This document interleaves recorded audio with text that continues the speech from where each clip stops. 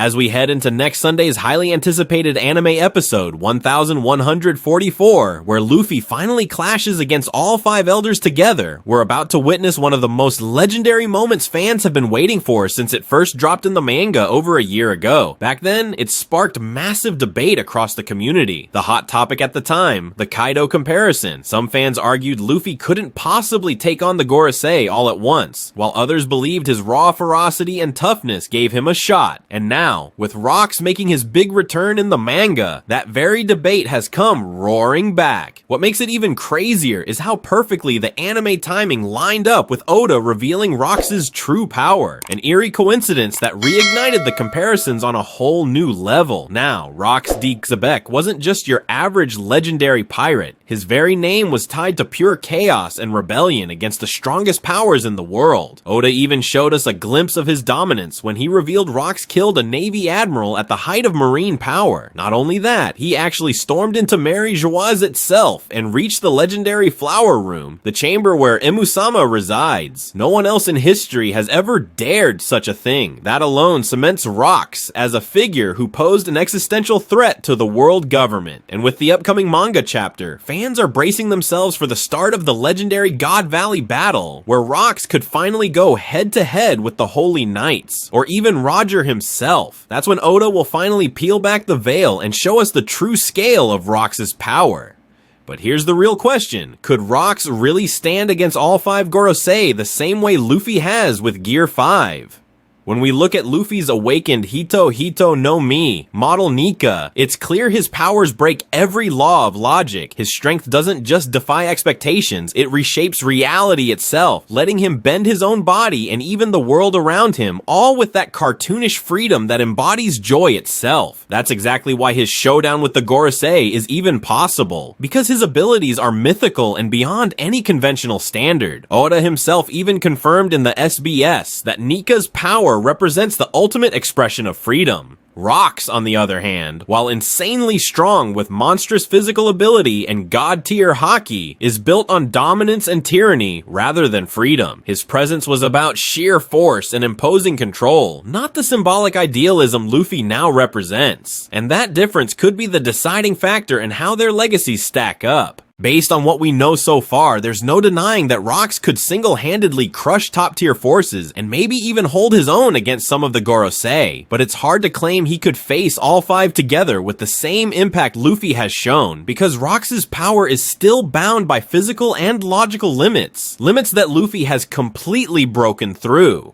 That's exactly why Oda put Luffy in this direct clash with the Gorosei, to show that he alone, out of every generation, has what it takes to challenge the absolute authority of the world government. Still, Rocks remains an extraordinary figure in this debate, maybe one of the closest characters to ever reaching such a feat, and that's why the discussion among fans remains wide open until Oda finally reveals the full picture of Rocks' strength in the God Valley battle. But when we dig deeper into the comparison between Luffy and Rocks, not just in terms of who wins a fight, but in their philosophy of power, the real difference comes down to the nature of their will. Oda has always tied true strength in One Piece to the so-called Will of D. It's not just a throwaway phrase, it's a historical secret that can shake the very foundations of the world. Luffy, as a carrier of this will, and especially through his direct connection to the Nika legend, embodies rebellion against the system and the dream of liberating people. That's why everything he does in battle carries this emotional and symbolic weight that rallies entire nations behind him.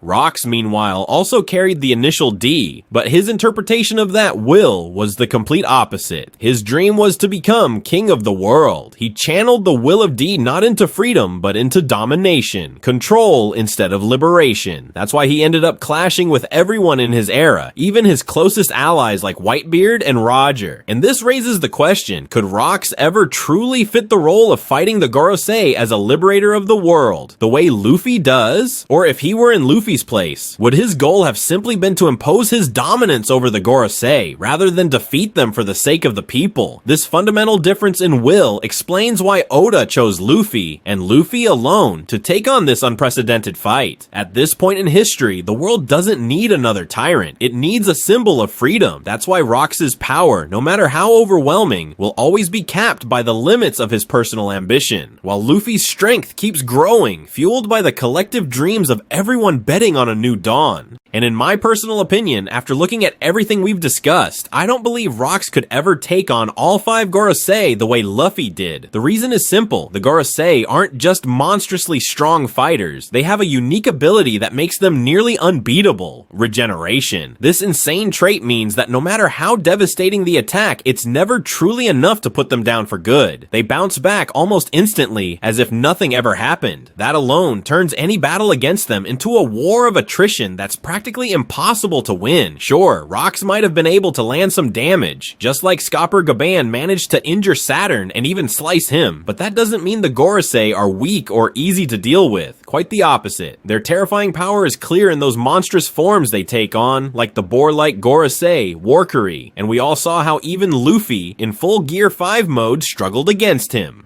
From my perspective, the only real way to counter the Gorosei is through the power of the Nika fruit. That fruit embodies the pure essence of freedom, breaking the very chains that bind the world. And that's exactly why the world government fears it more than any other force. For that reason, neither Kaido nor Rox, no matter how overwhelming their power, could ever topple Imu or the Gorosei, because their strength, as terrifying as it is, still falls under the laws of logic. But Nika's power, it transcends logic entirely, carving the path toward a brand new dawn.